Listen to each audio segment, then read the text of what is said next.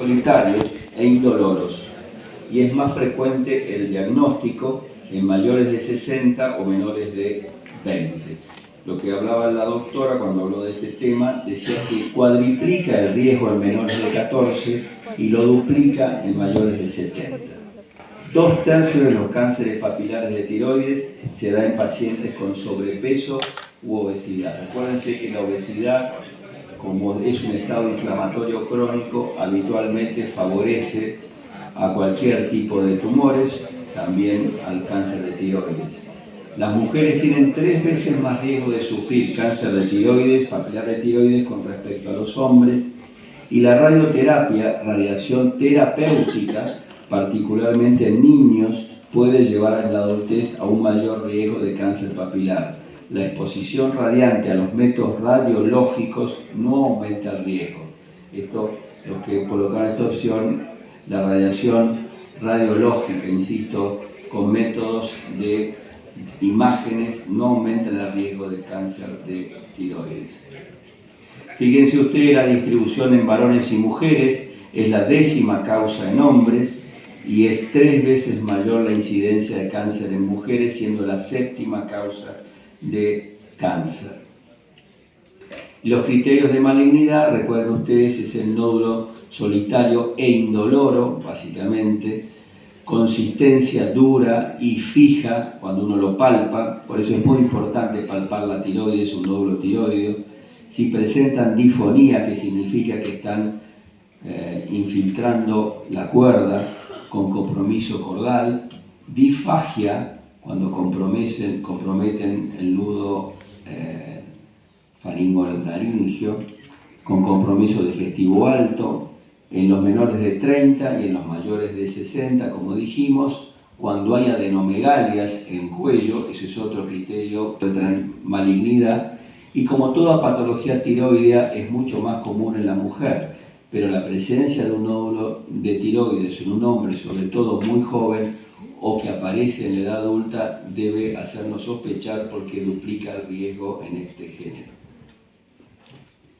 Esto es una paciente de 67 años que relata desde hace 48 horas dolores musculares generalizados. Desde hace 2 años, con este cuadro clínico bastante característico, ¿qué examen cree el más conveniente? Perfecto. Muy bien. Es bastante obvio, el cuadro de un Cushing absoluto. El síndrome de Cushing es la causa más probable de la diabetes secundaria que tenía la paciente, por eso la rebeldía al tratamiento. Es un Cushing con aumento de una hormona contrarreguladora de la insulina que hace que la diabetes no funcione bien si no está controlada la hormona contrarreguladora. Otras causas de diabetes secundaria es la toma de corticoides. Acuérdense que es la causa principal del síndrome de Cushing en la actualidad, el Cushing terapéutico, el ingreso de corticoides por vía oral. La segunda causa en frecuencia es el adenoma hipofisario, la enfermedad de Cushing, la enfermedad que describió Cushing, con liberación de ACTH y secundariamente hiperproducción de cortisol. Y la tercera causa es el adenoma de la corteza suprarrenal hiperfuncionante. Entonces, el síndrome de Cushing es diabetes, hipertensión arterial, obesidad central, hipocalemia, debilidad muscular y edema periférico. Todas las características que describía esta paciente. El más preciso es más preciso. Hay 3 test que son bastante precisos para poder diagnosticar el Cushing. Uno es la supresión con 1 miligramo de dexametasona nocturno y el dosaje de cortisol a la otra mañana, y si el eje está conservado debería bajar la producción. Si no baja, quiere decir que hay algún elemento que genera la liberación autónoma de cortisol. El otro es la medida de cortisol en saliva a medianoche, que normalmente, siguiendo el ritmo circadiano, debería estar bajo. Si está elevado, es otra razón para sospechar que este paciente tiene una exagerada producción de corticoides. La tomografía es para el diagnóstico diferencial, pero solo después que el Cushing haya sido diagnosticado. El dosaje de péptido C, tratándose de una diabetes secundaria, no tiene mucho sentido, probablemente sea normal, o discretamente incluso elevado por la resistencia a la insulina que tenía esta enferma. La resonancia apuntando al páncreas o al abdomen se justifica si el paciente tiene algún dolor abdominal o algún compromiso pancreático, no es el caso de esta paciente, y el test de tolerancia no se justifica con los valores muy elevados de glucemia que tenía esta paciente, que hacía obvio el diagnóstico de diabetes. El test de tolerancia se justifica solo si hay duda diagnóstica. Paciente de 58 años, evaluada durante 3 semanas por fatiga y disminución de peso, sin antecedentes de malignidad en primera instancia, hiperparatiroidismo primario como segunda opción, hiperparatiroidismo secundario, sarcoidosis o... Muy bien.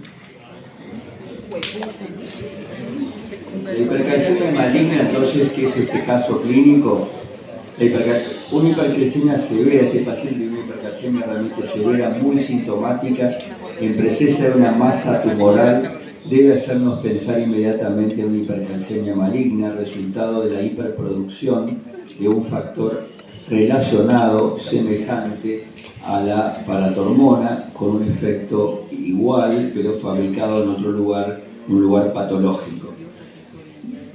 Este tipo de hormonas tiene la misma característica: resorción de hueso, reabsorción de calcio a nivel renal e intestinal. Clásicamente, el mayor productor de este tipo de síndromes paraneoplásicos es un tumor escamoso el que genera este tipo de síndrome.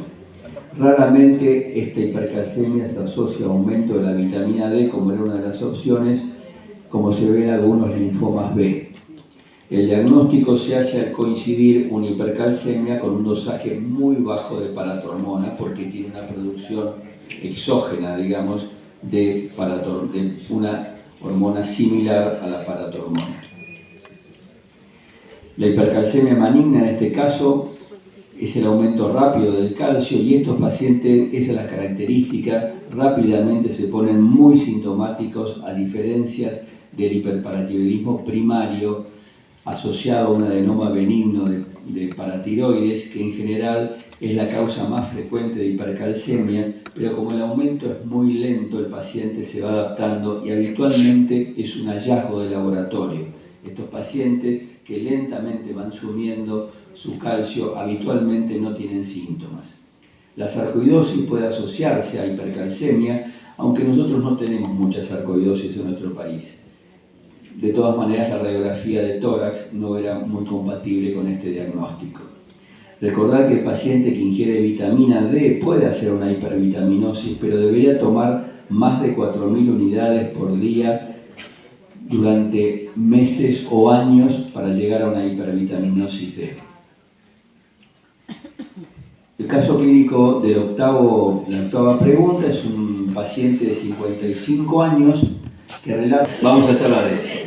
Esta paciente con enfermedad de Graves está en remisión en base a una TSH normalizada, con una dosis baja y estable de metimazol, incluso un poquitito alta la TSH. La conducta razonable es suspender el antitiroideo y controlar con TSH en el tiempo para identificar una recurrencia. Un porcentaje elevado de pacientes no necesita, como toda enfermedad autoinmune limitada, no necesita más tratamiento.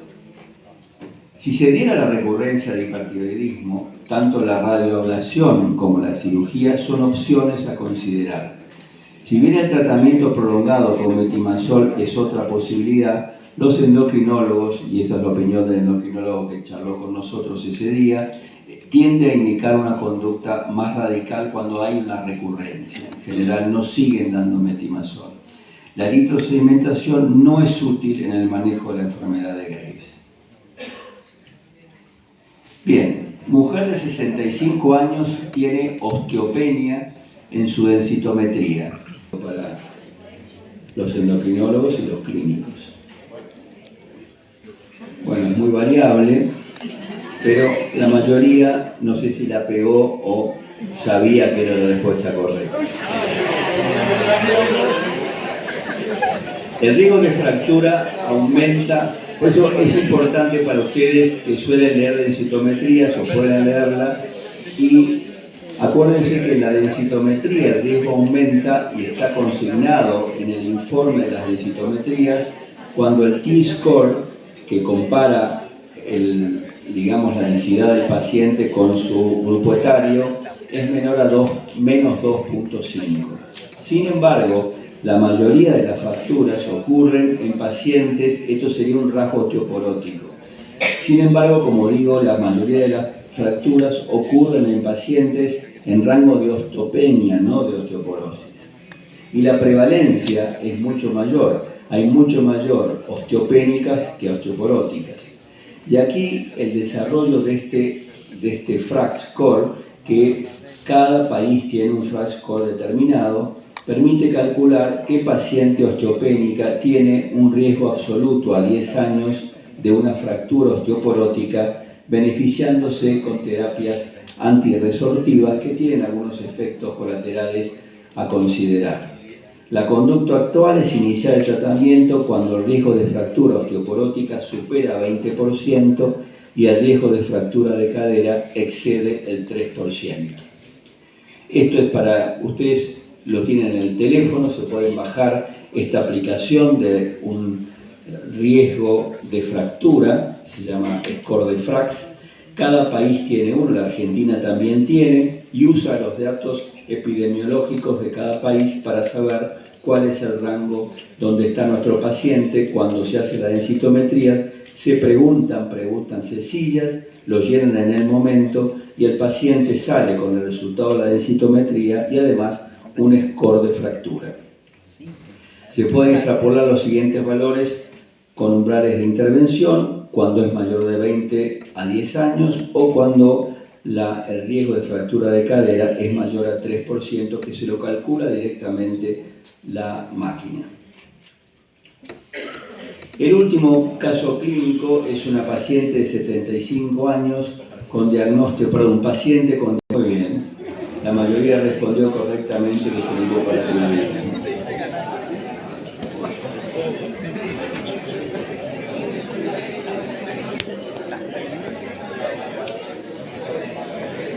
Las metástasis osteoblásticas del carcinoma de próstata pueden llevar a hipocalcemia por depósito de calcio en las metástasis.